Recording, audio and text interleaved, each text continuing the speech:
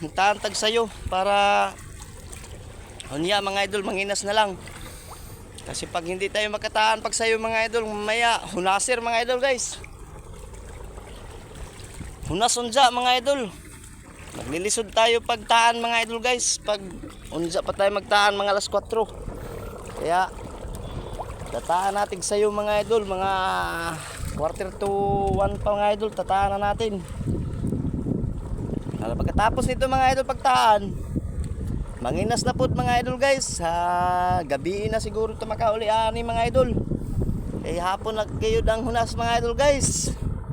Yan, tawag pa nga ni mga idol guys. Yan na mga idol guys. Tatatag sa'yo mga idol para makapanginas pa tayo mga idol.